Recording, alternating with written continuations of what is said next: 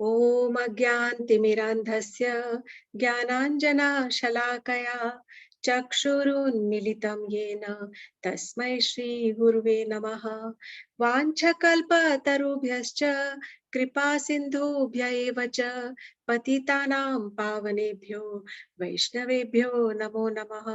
हे कृष्ण करुणा सिन्धु दीनबन्धु जगत्पते गोपेश गोपिका कांत राधा कांत नमोस्तुते।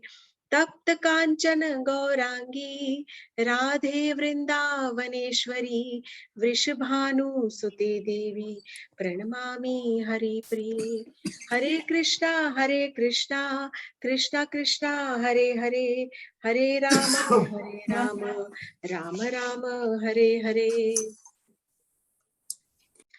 So welcome to a new session of कथामृत। तो आज हम वराह अवतार की कथा सुनने जा रहे हैं। थोड़ी कॉम्प्लिकेटेड है, इसको थोड़ा सा कोशिश करूंगी कि समझ आ जाए और थोड़ी मजेदार भी हो जाए। फाइट्स इंटरेस्टिंग होती है, स्पेशली बच्चों के लिए, बड़ों के लिए पता नहीं, लेट्स सी होप। सो ये वराह देव की वराह अवतार की कथा सुनने से पहले मैं एक छोटी सी चटपटी कहानी सुनाना चाहती हूँ कृष्ण लीला की। तो कैसे कनेक्टेड है, वील जस्ट नो। तो कृष्ण भगवान जी जब बहुत छोटे थे और यशोदा मैया उनको सुबह उठाने के बाद में उनको चूमती, उनको लड्डू खिलाती, मठरी खिलाती और मोहनथाल खिला के जगा के उठाती और फिर बोलती लल्ला जल्दी से उठ जा, देख सूरज उग गया है, और तैयार कराती, नहलाती धुलाती, तैयार करके अच्छे सुंदर श्रृंगार करके वस्त्र पहना के और फिर उनको भेजती कि जा अब तू अपनी गैया के साथ में जाके खेल। अब वो जो छोटे से कृष्ण भगवान जी थे, वो जाते ऐसे ठुमक ठुमक के चलते हुए जाते और जाके गौशाला के अंदर छोटी छोटी गैया के साथ खेलने की बजाय पूरी गौशाला में लोट पोट करने लग जाते, सब ऐसे गोबर में लथपथ होकर, और फिर वापस आते। और मैया बोलती अरे हे लाला, हे राम, क्या कर दिया तूने, आजा, सारा करे कराए पे तूने मट्टी पलीत कर दी। फिर वो मैया जो फिर से अपने लाला को नहलाती धुलाती, अच्छे से श्रृंगार करती, सुंदर वस्त्र पहनाती और सुंदर आभूषण पहना के, और फिर बोलती अब की बार मट्टी मत लगाना, मैले मत करना, कपड़े ऐसे गंदे होके मत आ। और कृष्ण भगवान जी फिर से चले जाते, कहाँ जाते, वही गौशाला में, क्योंकि उन्हें तो मजा यही आता था ना गौशाला में जाके, और उन्हें अच्छा लगता था गैया के साथ खेलना। अरे पर खेलते कहाँ थे, वो तो जाते थे और जाके फिर वही गोबर में लोट पोट लथपथ होके पूरे गंदे शरीर के साथ फिर आ जाते थे। और मैया फिर हैरान। तो मैया बोली मैं तो थक गई तेरी इस करते करते, तू क्या पिछले जन्म में क्या सुअर था, क्या शुकर था जो जाके ऐसे सब मट्टी के अंदर और गोबर के अंदर और कीचड़ के अंदर लथपथ लोथ पोत होके और आ जाता है। तो कृष्ण भगवान जी सोचने लगे, बोले मैया आपको कैसे पता कि मैं पिछले जन्म में शुकर था। तो ये कहकर, और मैया बोली हट कैसी बातें कर रहा है, और फिर कृष्ण भगवान जी हंसते हुए फिर खेलने चले जाते। तो बात यहाँ पे आई कि सच में कृष्ण भगवान जी एक जन्म में थे ना, उन्होंने शुकर रूप धरा था, उन्होंने वराह अवतार लिया था। तो वराह का जो अवतार है वो शुकर रूप माने सुअर का रूप जो उन्होंने लिया था, उसकी हम कथा आज सुनने वाले हैं। तो भागवतम के अनुसार 2 बार विष्णु भगवान ने शुकर का रूप लिया है, सुअर का रूप लिया है। ऐसा क्या हुआ कि शुकर मतलब जो सुअर होता है वो कहाँ कीचड़ के अंदर गंदी गंदी जगहों के अंदर मुंह मारता रहता है, सूंघता रहता है कुछ और गोबर गू खाता है, मतलब literally eating dirt all the time. तो ये कथा है पहले मनवंतर की। जो सबसे पहला जो ब्रह्मा जी की जब उत्पत्ति हुई थी, we will go back long time in future, पीछे हम जाएंगे बहुत ज्यादा। तो जब ब्रह्मा जी को उत्पन्न किया था विष्णु भगवान जी गर्भोदक ओशन के ऊपर से लेटे हुए हैं, और उनकी नाभि से जब ब्रह्मा जी की उत्पत्ति हुई, तो ब्रह्मा जी उत्पन्न होने के बाद उन्होंने सबसे पहले सृष्टि का जो उनको भार दिया गया था, सृष्टि रचना करने के लिए, तो उन्होंने सबसे पहले 4 कुमारों की रचना की। तो 4 कुमार जो रचना किए, सनत, सनक, सनंदन, सनातन, ये जो चारों कुमारों को रचा। तो ये 4 कुमार जब छोटे बालक थे 5 वर्ष के, तो उन्होंने कहा कि हे प्रभु, हे फादर, मेरे हमारे पिता है वो आप, पर हम आपका ये जो जनने का कार्य है ये नहीं कर सकते। हमें हमेशा बालक ही रहना है और हमें हमेशा अपने भगवान विष्णु की ही आराधना में रहना है। तो अगर आप सोच रहे हो कि हम इस जनरेशंस को आगे बढ़ाएंगे और हम आपकी सृष्टि में रचना करेंगे, तो सॉरी, ये काम हमारा नहीं है।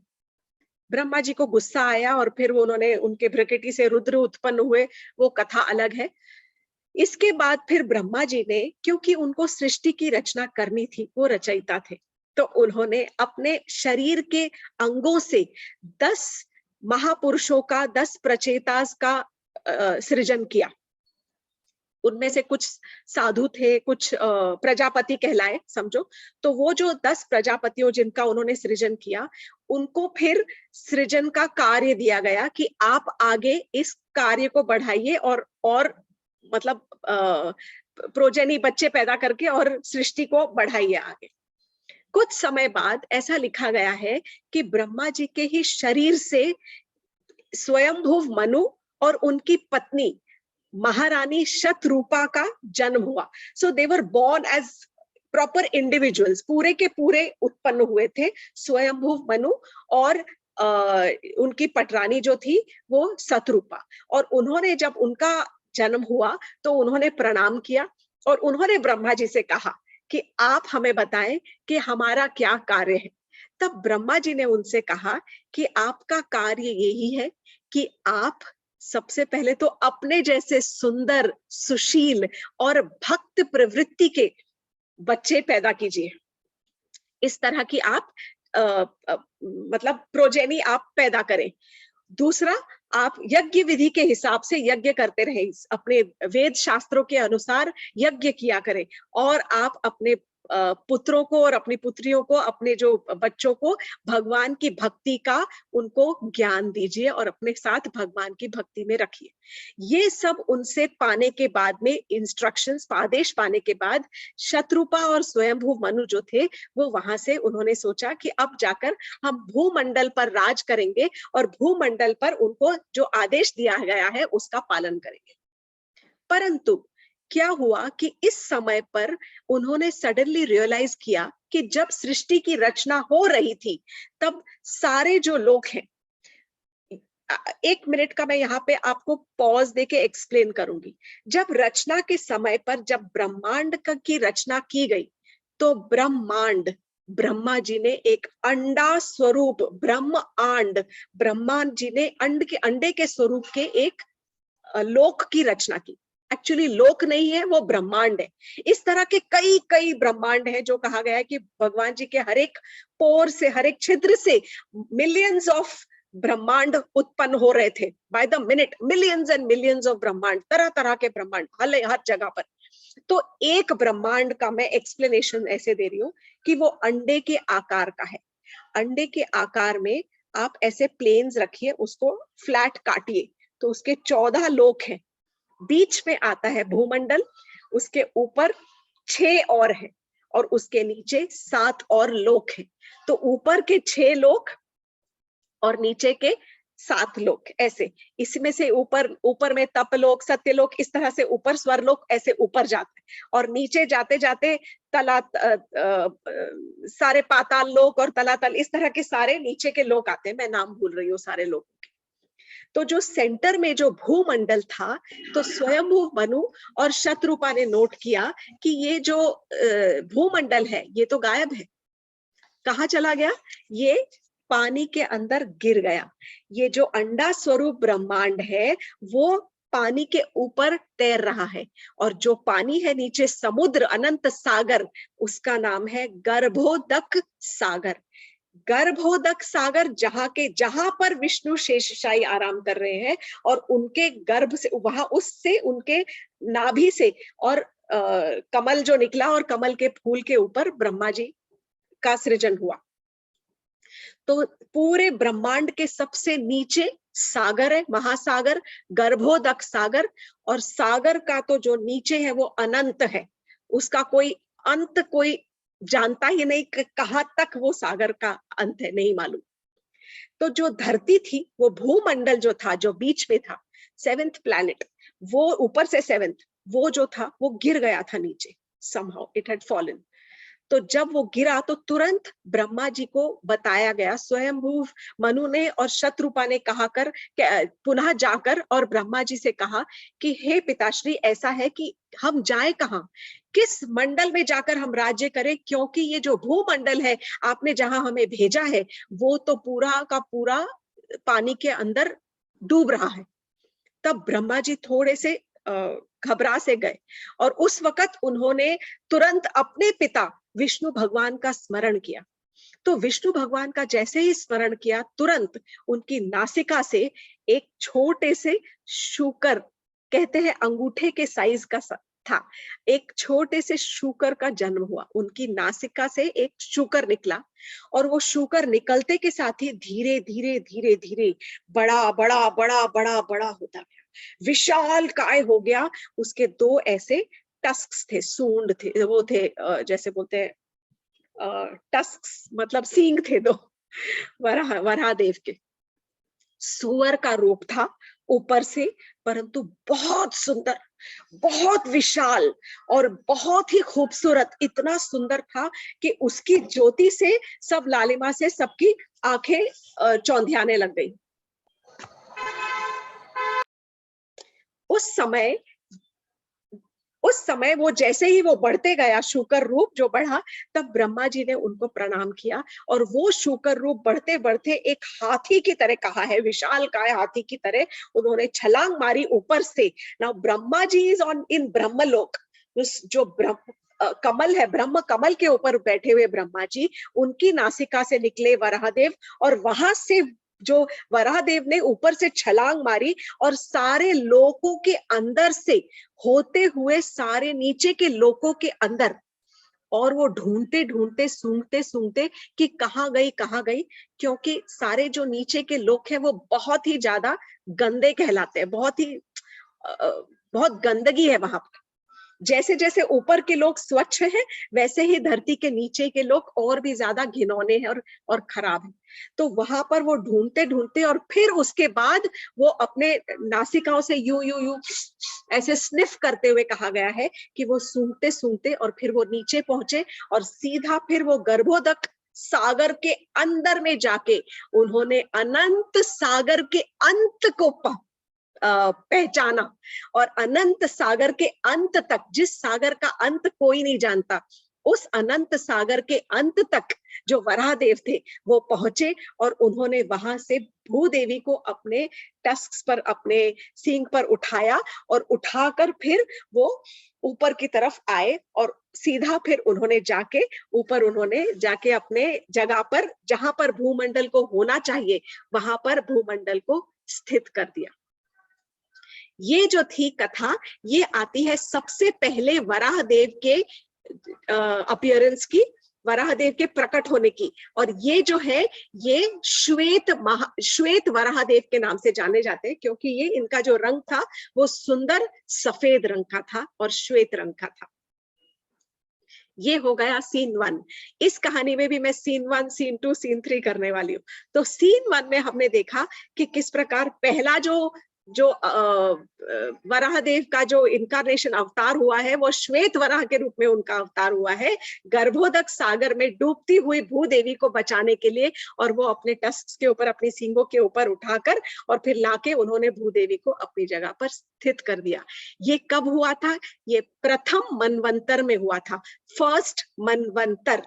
हमने पहले भी समझने की कोशिश की है कि जो ब्रह्मा जी का एक दिन होता है, शायद मत्स्य अवतार में हमने इसके बारे में सुना था, जो ब्रह्मा जी का एक दिन होता है वो 1000 कल्पों का दिन होता है। एक दिन 12 घंटे, एक कल्प माने 4 युग, सतयुग, त्रेता युग, द्वापर युग और कलयुग।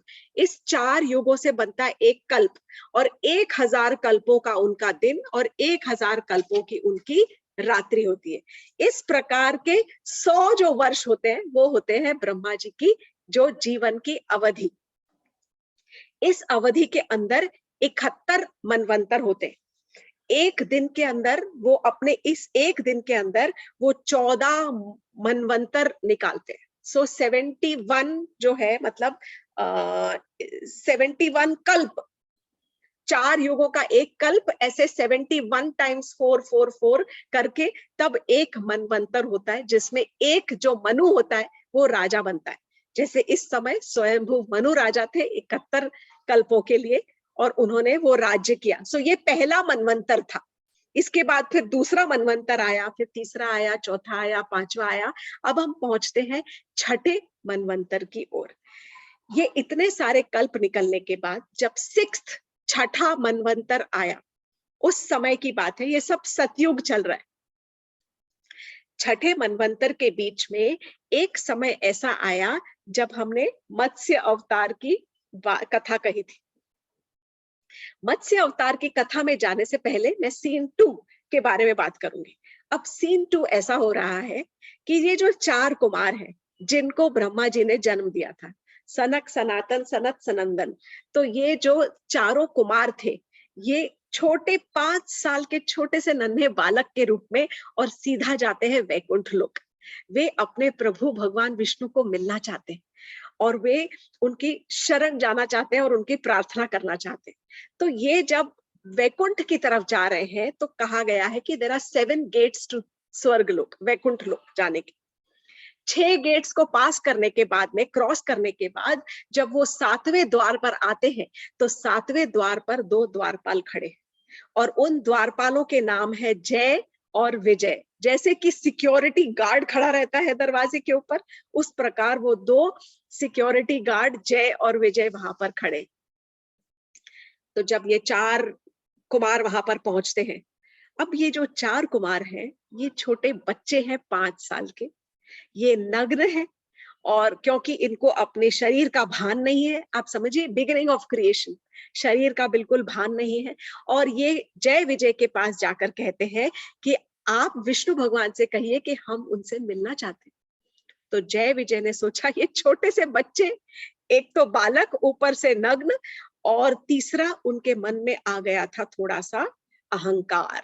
तो जब जय विजय द्वारपाल, हम तो भगवान विष्णु के द्वारपाल हैं, तो हमारे पास तो बहुत अथॉरिटी है, बहुत पावर है। तो उन्होंने उन पालकों को मना कर दिया, सॉरी, नॉट अलाउड, आपको यहाँ से अंदर जाना निषेध है, आप नहीं जा सकते। तो बोले क्यों? बोले नहीं, अभी प्रभु विष्णु जो है, विष्णु भगवान, वो आराम कर रहे हैं और ये समय उनके आराम करने का है, आपको अंदर अलाउड नहीं है। तो 4 कुमारों ने थोड़े आग्रह किया और उनसे कहा कि हमें अंदर जाने दे, हम दर्शन करना चाहते हैं। परंतु जय विजय ने जब उन्हें नहीं जाने दिया, तब उस समय चारों कुमारों के मन में बहुत ज्यादा रोष उत्पन्न हुआ। बहुत बहुत बहुत ज्यादा क्रोध आ गया उनको। इतना क्रोध आया कि उन्होंने क्रोध में उन दोनों द्वारपालों को श्राप दे डाला और उनको श्राप दे दिया कि हम तुम्हें श्राप देते हैं, तुम्हारे में इतना ज्यादा अहंकार हो गया है कि तुम दानव बनकर और भूमंडल पर जन्म लोगे। तब इस समय पर जब उनको ऐसा श्राप दिया गया, तुरंत उसी समय विष्णु भगवान अंदर से बाहर आ गए। उन्होंने देखा कि कुछ बाहर हलचल हो रही है, ये सोचकर वो बाहर आए। एक्चुअली ये सब तो उन्हीं की लीला ही तो है, ये विष्णु भगवान की ही लीला है, नहीं तो 4 कुमारों के हृदय में इतना क्रोध कैसे उत्पन्न हुआ? भगवान की लीला है। क्यों? क्योंकि वो अपने द्वारपालों को थोड़ा सा एक लेसन सिखाना चाहते हैं, सबक सिखाना चाहते हैं कि अहंकार जो करना वो बहुत बुरी बात है। अहंकार करने से पतन होने की बहुत बड़ी चांसेस होते हैं, बहुत क्या, 100%। जो ऊपर अहंकार से ऊपर बढ़ेगा वो नीचे गिरेगा ही गिरेगा।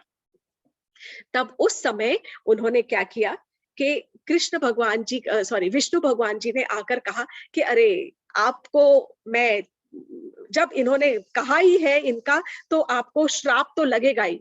जय विजय ने भगवान जी के चरण पकड़ लिए और रोने लग गए। बोले प्रभु हमें क्षमा कर दीजिए, हमें पता नहीं था कि आपके इतने भक्त हैं, हमने आपके भक्तों की निंदा की, हमने आपके भक्तों की बहुत ज्यादा उनका हमने अपमान किया है और हमें ये अवहेलना की है, हमें आप कृपया करके क्षमा कर दीजिए। तो विष्णु भगवान ने बोला कि मुझे सबका मान रखना पड़ेगा, इनके शब्दों का भी मान रखना पड़ेगा, इसीलिए तुम्हें जन्म तो लेना ही पड़ेगा, दानव बनकर राक्षस के रूप में जन्म तो लेना ही पड़ेगा, परंतु मैं ये कह सकता हूं कि मैं स्वयं आकर तुम दोनों का उद्धार करूंगा और तुम्हारे दोनों का उद्धार करके और फिर से तुम्हें पुनः अपने लोक पे इसी द्वारपाल के रूप में मैं वापस लेकर आऊंगा। बहुत ज्यादा वो रोने लग गए थे और ये कहने के बाद में फिर विष्णु भगवान जी अंदर चले गए। सो विष्णु भगवान जी ने उस समय 4 कुमारों से क्षमा प्रार्थना की है और वे उनसे क्षमा मांगते हैं कि मैं अपने इन द्वारपालों की वजह से आपको असुविधा हुई है उसके लिए मैं क्षमा प्रार्थी हूँ। So this is the first example, ये सबसे पहला जो एग्जाम्पल है उस बात का कि जो एम्प्लॉयर है वो अपने एम्प्लॉय की तरफ से माफी मांग रहा है, वो रिस्पॉन्सिबिलिटी ले रहा है कि ये एक्चुअली में गलती मेरी थी और मेरे कर्मचारियों की नहीं, पर क्योंकि आपने श्राप दिया है इसीलिए मैं स्वयं इनका उद्धार करने के लिए जाऊंगा। So this is lot of छोटी छोटी जो एग्जाम्पल्स हैं कि अगर हमारे कोई भी कंपनी में हमारे से कोई कर्मचारी से कोई त्रुटि हो जाती है, कोई गलत काम हो जाता है, तो उसकी पूरी की पूरी रिस्पॉन्सिबिलिटी जो सीनियरिटी होती है, सीनियर लोग होते हैं, उनके ऊपर आती है। और विष्णु भगवान ने ये सबसे पहले दिखाया कि ये मेरी गलती थी, मैं आपसे क्षमा मांगता हूँ। उस समय चारों जो कुमार थे उनको भी थोड़ा मतलब बुरा लगा, परंतु वहां से फिर वो चले गए। अब ये जो थे जय और विजय, इनको 3 बार राक्षस के रूप में अवतार लेना पड़ा, अवतार तो नहीं कहूंगी, राक्षस रूप में जन्म लेना पड़ा और इस जन्म के कारण ही हमें इतने सारे भगवान के अवतारों के दर्शन हुए हैं। तो इन अ वे हमें ग्रेटफुल होना चाहिए कि जो भी ये भगवान के अवतार और भगवान की लीलाएं सुनने को मिल रही है बहुत सारी, ये केवल जय और विजय के ही, जो भी उन्होंने दुष्कर्म कहो या जो भी उन्होंने दुस्साहस किया उसकी वजह से हमें ये सुनने को मिल रही है लीलाएं। सबसे पहला उनका जन्म हुआ 2 भाइयों के रूप में, हिरण्याक्ष और हिरण्यकशिपु। तो दिस वाज सीन 2। दूसरी बार उनका जो जन्म हुआ था वो हुआ था रावण और कुंभकर्ण के रूप में और तीसरा जन्म उन्होंने लिया था शिशुपाल और दंतवक्र के रूप में। तो सत्य युग में उन्होंने जो जन्म लिया था हिरण्याक्ष और हिरण्यकशिपु के रूप में। अब जो कश्यप मुनि थे एक, उनकी जो पत्नी थी दिति, कश्यप मुनि की हमने कहा सुना है काफी सारी पत्नियां थी, आई थिंक 17 या कुछ पत्नियां थी। तो उसमें से जो अदिति थी, हमने सुना है कि अदिति के गर्भ से देवताओं का जन्म हुआ था। दिति के गर्भ से दोबारा अब इस बार कुछ दानवों का जन्म हुआ था और दिति के ही गर्भ से ये 2 बालकों का जन्म हुआ था, हिरण्याक्ष और हिरण्यकशिपु। हिरण्यकशिपु जो था वो बड़ा था, हिरण्याक्ष जो था वो छोटा था। तो ये जो इसके जब जन्म होने वाला था तब उस समय कश्यप मुनि ने अपनी पत्नी दिति से कहा था कि ये जो आपके जो गर्भ में जो पल रहे हैं ये दोनों राक्षस होंगे। तो दिति बहुत घबराई हुई थी, वो एक्चुअली जन्म देना ही नहीं चाहती थी इनको। उसने 100 साल तक इस गर्भ को अपने गर्भ में धारण करके रखा है और इन बच्चों को पैदा होने नहीं दिया, परंतु फिर भी समय का हिसाब और समय का फेर और प्रभु की लीला, इसके सामने किसी का कोई बस नहीं चलता। भगवान की लीला थी, जय और विजय को इन 2 असुरों के रूप में प्रकट होना ही था और फिर भगवान को अवतार लेना ही था। इसीलिए भगवान ने इस प्रकार की लीला की संरचना की थी।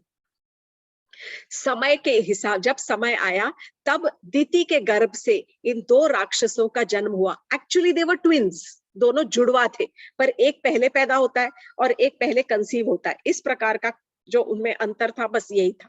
तो हिरण्याक्ष और हिरण्यकशिपु दोनों जुड़वा भाइयों को जन्म दिया था दिति ने, उनकी माता थी दिति। उनके पैदा होने के समय कहा जाता है कि बहुत सारे अपशकुनी संदेश जो संकेत जो होते हैं, चिन्ह होने लग जाते हैं, जैसे बादलों की गर्जना होती है और धूमकेतु उड़ते हैं और उल्काएं गिरती हैं आसमान से, कॉमेट्स मीटियर्स वगैरह जिनको बोला जाता है, अर्थक्वेक आता है, भूचाल आता है। इस प्रकार के बहुत सारे शुभ अमंगल जो है चिन्ह अपशकुन की तरफ से होने लग गए थे। अब जब ये इधर जब इनका जन्म हुआ तो जो हिरण्याक्ष था वो इतना विशाल काय उसका शरीर था, राक्षस था, डरावना था, बहुत विशाल काय शरीर था। उसने तपस्या की और ब्रह्मा जी से वरदान प्राप्त कर लिए और भी ज्यादा इनविंसिबल और अजीत, जैसे बोलते हैं ना जिसको कोई जीत नहीं सकता, इस प्रकार का उसने वरदान ब्रह्मा जी से प्राप्त कर लिया था कि कोई देवता, कोई धरती पर रहने वाला, कोई भी मुझे जानवर कोई मार नहीं सकता। और ये सोचकर उसकी शक्तियां इतनी बढ़ गई थी कि उसने सब जगह त्राही त्राही मचा रखी थी, सारे ब्राह्मणों का जीना मुश्किल कर दिया था। सारे ये मैं भूमंडल की बात नहीं कर रही, मैं कह रही हूँ सारे के सारे लोकों में उसने विनाशकारी अपने आवेश से सब जगह उसने बर्बादी समझो मचा रखी थी। अब जब छठा मनवंतर चल रहा था तो ये छठे मनवंतर की बात है, हमने मत्स्य अवतार की कथा कही थी। एज आई सेड थोड़ा सा कॉम्प्लिकेटेड है ये। मत्स्य अवतार के समय पर एक्चुअली क्या हुआ था कि प्रलय नहीं आनी चाहिए थी। That was not the end of कल्प, जैसे कल्पों के एंड में आती है प्रलय, वो नहीं था वैसा समय। तो ब्रह्मा जी सृष्टि करते करते उन्हें एक झपकी आ गई थी, ये डोज्ड ऑफ, नींद की ऐसे एक झपकी आई और वो सो गए। जब इसी झपकी में ब्रह्मा जी जब सो गए, तब जैसे ही ब्रह्मा जी सोते हैं तब आ जाती है प्रलय।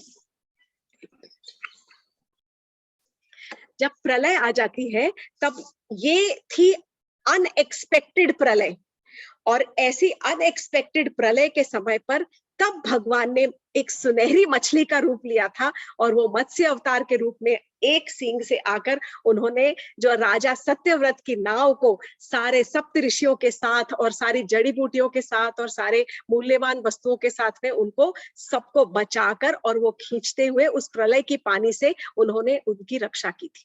तो दिस वाज अनएक्सपेक्टेड प्रलय जो वो आई थी। और इस समय जब मत्स्य अवतार सारे राजा सत्यव्रत और उनकी पूरी टीम को ले जाकर उन्होंने बचाकर एक द्वीप की तरफ ले गए थे, कई समय तक अपने भारत वर्ष के हिसाब से, अपने यहाँ के भूमंडल के हिसाब से कई वर्षों तक ये प्रलय रही थी।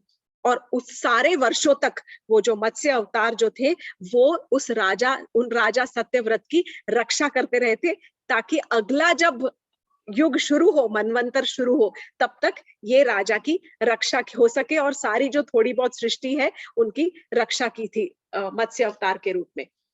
उस मत्स्य अवतार के रूप में जब धरती जो थी कहते हैं पूरी की पूरी पानी के अंदर डूब गई थी। अब ये जो है ये आचार्यों का विश्लेषण है, एंड मैंने कुछ पूछा है अपने सीनियर जो है हमारे गुरु, उन लोगों से मैंने पूछकर और ये क्लैरिफिकेशन लिया है कि उस समय पूरी की पूरी धरती जो थी वो पानी के अंदर पूरी डूबती ही जा रही थी। इधर जो थे वो सुनहरी मछली ने राजा को बचा के रखा हुआ था, उनकी नाव को, और जो धरती जो थी वो पानी के अंदर जैसे डूबती जा रही थी, तब उस समय पुनः भगवान ने वराह देव का अवतार लिया था। और इस समय नील वराह के नाम से वो आए थे। तो इनके दो नाम है यहाँ पर, नील वराह और रक्त वराह। नील वर्ण के थे एक्चुअली, तो नील वराह के नाम से उन्होंने अवतार लिया और फिर वो उस समय फिर निकलकर और फिर उन्होंने एक अवतार लेके और उस डूबती हुई धरती को वो लेकर नीचे से पानी के अंदर से उठाकर फिर से अपने जो टस्क के ऊपर उठाकर और ऊपर की तरफ लेकर आ रहे थे, पानी की तरफ। अब जैसे वो लेके आ रहे थे, इधर जो था हिरण्याक्ष, उसने सारे जो ऊंचे लोक थे, उच्च लोकों के ऊपर, स्वर्ग लोक, ऊपर के जो तपलोक, सत्यलोक, जो सारे लोकों के ऊपर उसने कब्जा कर लिया था। सारे लोकों पे उसने काबू पा लिया था और ऊपर से नीचे आते आते अब वो आ रहा था भूलोक के ऊपर। तो जो ऊपर के लोगों को कैप्चर करके और अपने बस में कर सकता है, उसके लिए भूमंडल तो क्या ही चीज है, चुटकी में वो उसके ऊपर कब्जा कर लेता। तब हिरण्याक्ष ऊपर से सारे कैप्चर करते हुए इंद्र के सारे जो राज्य को और सारे स्वर्ग लोक और सारे लोगों को पूरा अपने काबू में करते करते जब वो नीचे पहुंचा है भूमंडल की तरफ, तब उसने देखा भूमंडल को कैप्चर करने के लिए, तब वो पानी के अंदर गया। उसने देखा धरती डूबी हुई है, वो पानी के अंदर जब गया तो सबसे पहले वो गया विभावरी राज्य में। विभावरी जो है वो पानी के अंदर अंदर वरुण देव की राजधानी है। तो वरुण देव जो पानी के देवता हैं, वो पानी के अंदर रहते हैं और उनकी राजधानी का नाम है विभावरी। वहां पर जब ये हिरण्याक्ष पहुंचा तो उसने अपनी गदा से लेकर और कहा, वरुण देव को चैलेंज किया कि आओ मुझसे युद्ध करो। वरुण देव एक बार तो घबराए, क्योंकि उन्हें पता था कि यहाँ पर उनकी क्या बिसात थी, क्या ही चलने वाली थी। जब इंद्र और महान सब लोगों पर किसी की नहीं चली तो किसी की नहीं चली वहां पर। तो उन्होंने उससे कहा कि देखो, मैं अब बूढ़ा हो गया हूं, मैं वृद्ध हो गया हूं और मुझ पे लड़ने की कोई भी इच्छा बाकी नहीं है। तुम तो बहुत ज्यादा बलशाली हो, तुम्हारे बल का मुकाबला तो केवल एक ही है और वो है भगवान विष्णु। केवल भगवान विष्णु को जाकर तुम चैलेंज करो और वो ही तुम्हारे साथ युद्ध करेंगे। मुझसे क्या तुम युद्ध कर रहे हो? और मैं तुम्हें बता भी देता हूं, उस युद्ध का परिणाम तो यही होने वाला होगा कि तुम तो हार ही जाओगे। ये कह तो दिया उन्होंने। तो हिरण्याक्ष ने उनकी बात के ऊपर जरा भी गौर नहीं किया और हिरण्याक्ष अपनी गदा घुमाता हुआ वहां से चला गया, सोच के कि अरे इनमें तो हिम्मत ही नहीं है, इन्होंने तो वैसे ही हार मान ली। उसी समय वहां पर नारद मुनि उनको मिले, हिरण्याक्ष को। तो हिरण्याक्ष ने नारद मुनि से कहा, अरे नारद मुनि, आपको तो पता होगा कि कहाँ है आपके, छुप गए, छुप कर बैठे हुए हैं कहाँ पर आपके विष्णु भगवान। बहुत ही तीखे उसके बोल है, बहुत जो उन्होंने कहा वो बहुत चुभने वाले शब्दों के साथ उन्होंने बहुत ज्यादा अपमान किया है यहाँ पर विष्णु भगवान का। तब नारद मुनि ने कहा कि विष्णु भगवान तुमको पानी के अंदर ही मिलेंगे, तुम जाओ नीचे।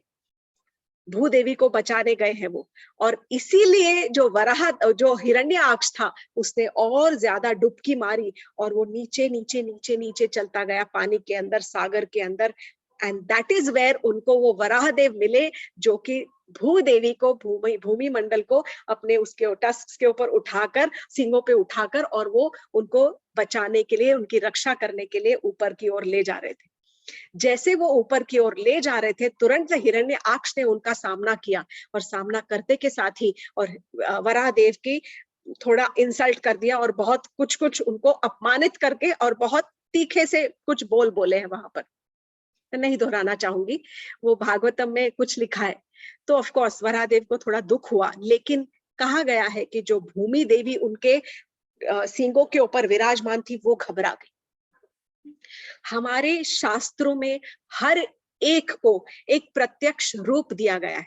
वराह जो पानी है वो देव है, भूमि जो है वो देवी है, वेद जो है वो माता है। हर एक को या तो देव या देवी वो प्रमाण दिया ही गया है। तो जो भूमि देवी थी वो घबरा गई और डर गई। तो जब वो डर गई तो उस समय कहा गया है कि विष्णु भगवान ने एक ऊपर की तरफ गए, सीधा ऊपर की तरफ जाकर, और उन्होंने अपने जो सींगों के ऊपर भूमि देवी को पकड़ा हुआ था उनको उठाकर उन्होंने पानी के ऊपर रखा, so that she can float. जल के ऊपर, समुद्र के जल के ऊपर रखा है, सतह में से ऊपर, अंदर से नीचे लेकर आ रहे हैं और ऊपर रख रहे हैं, गहराइयों से नीचे लेकर और पानी की सतह पर रख रहे हैं, और उनमें उन्होंने अपनी शक्ति प्रदान की है। तो यहाँ पर एक शक्ति का आदान प्रदान होता है। वराह देव ने अपने अंदर की कुछ शक्तियां भूमि देवी को दी है ताकि वो वहां पर तैर सके, और फिर उनको सुरक्षित एक स्थान पर रखा तैरने के लिए। उसके बाद उन्होंने हिरण्याक्ष के साथ में युद्ध शुरू किया। और ये जो युद्ध है ये किस प्रकार का है ये मैं आपको अभी बताने वाली हूँ, बिकॉज ये जो युद्ध है ये बहुत मतलब कुछ लोगों को सुनकर इस प्रकार थोड़ा आनंद आता है, थोड़ा फाइटिंग और थ्रिलर वर्ड जो आता है ना, इसका थोड़ा सा एक्सप्लेनेशन दूंगी कि ये किस प्रकार का ऐसा युद्ध था। तो जैसे युद्ध शुरू हुआ, अब आप सोचिए कि वराह देव के हाथ में गदा है और एक तरफ हिरण्याक्ष के हाथ में भी गदा है। तो सबसे पहला वार कैसे होगा? गदा का ही होगा। तो सबसे पहले वराह देव ने अपनी गदा से जो हिरण्याक्ष की ठुड्डी के ऊपर जोर से अपनी गदा मारी और गदा फेंक दी। सीन 1 ऐसे छोटे छोटे भी जाऊंगी। तो जो वराह देव है उन्होंने हिरण्याक्ष के ठुड्डी के ऊपर ऐसे गदा मारी और फिर उसके बाद गदा उठा के फेंक दी। अब ये जो उसके बाद उन्होंने सुदर्शन चक्र का आवाहन किया।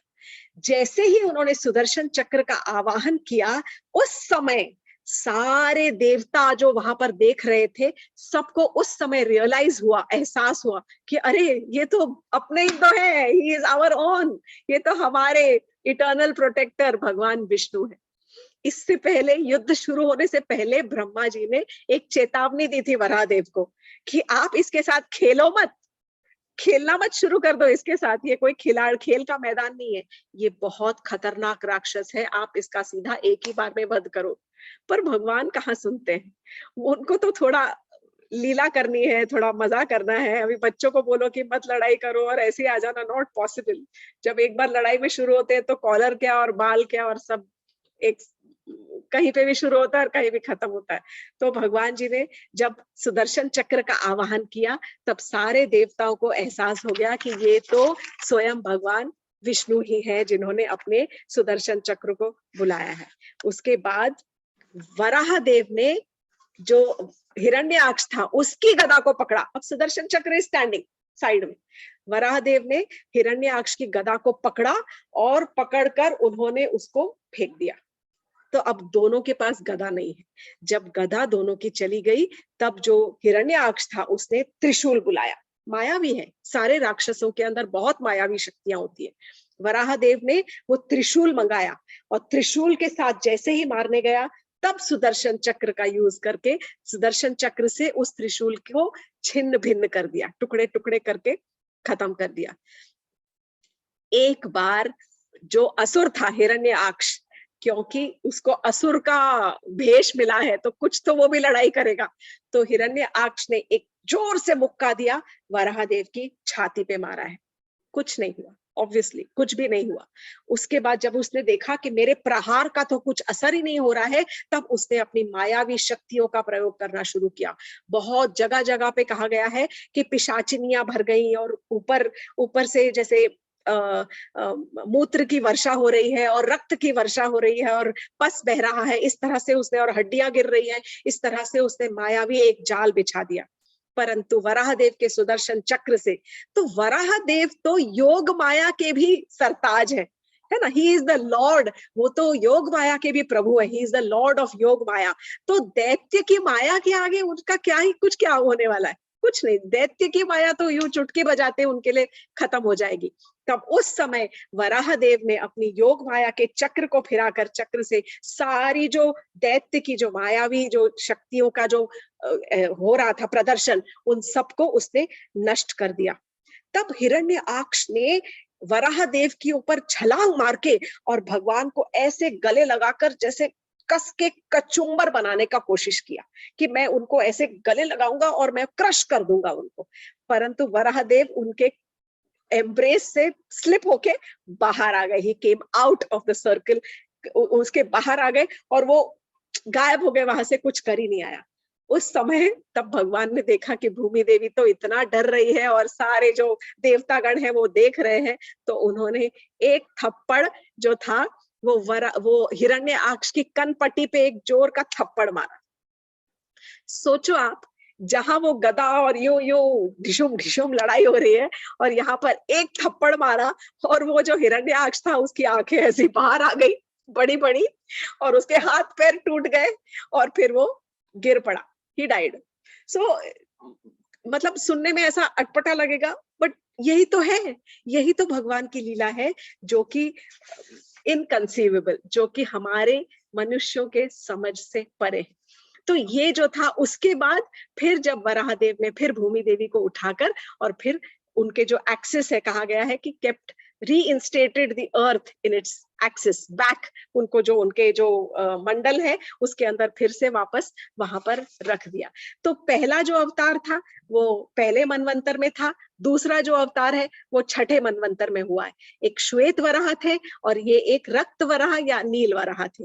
पुष्पों की वर्षा हुई और इस प्रकार फिर से हिरण्याक्ष का जो था वो भगवान ने स्वयं उद्धार किया। हिरण्याक्ष कौन था? जय और विजय में से एक भाई, शायद जय ही था और दूसरा विजय था, या ये विजय था और वो जय नहीं, शायद हिरण्यकशिपु वो जो बड़ा था वो जय था और ये विजय था। इसमें एक छोटी सी चीज मैं और ऐड करना चाहूंगी। ये आचार्यों का ही विश्लेषण है, जो हमारे बड़े जो आचार्यगण है जो कहते हैं। वो कहते हैं कि जो ये वराह देव नाक से निकले, जो पहले वाले जब निकले थे नासिका से, जो ब्रह्मा जी की नासिका से जो अंगूठे के रूप में, अंगूठे के साइज के रूप में निकले थे, इतने से शुकर रूप में निकले थे, वो प्रत्यक्ष वेद ही थे। तो उनका मानना ये है कि जब जो वेद है वो है कौन?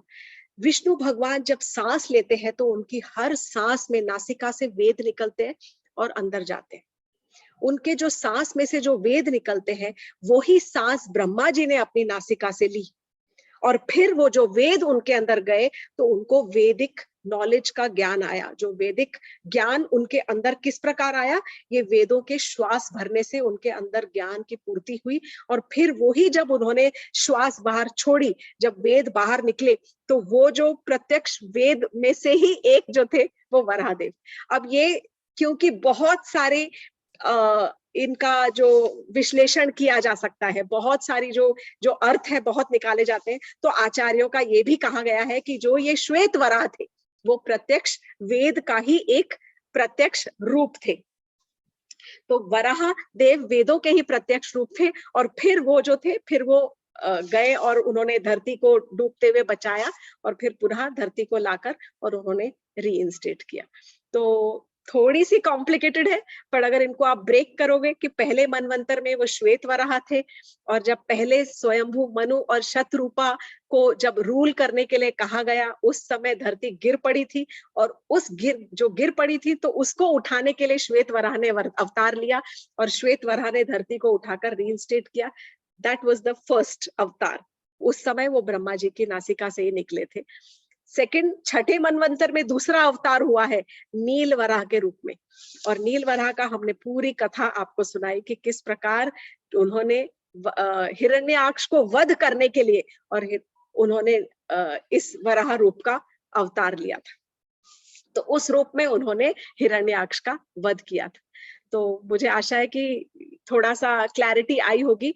और तो बात ये होती है कि भगवान कोई भी रूप लेते हैं, मत्स्य रूप लेते हैं, वराह रूप लेते हैं, शुकर का रूप ले लिया उन्होंने, कूर्म रूप ले लिया, और ये कहते हैं कि कोई भी स्थिति में उनकी सुंदरता कम नहीं होती है। कोई भी अवतार में वो बहुत मनमोहक और बहुत सुंदर रहे हैं।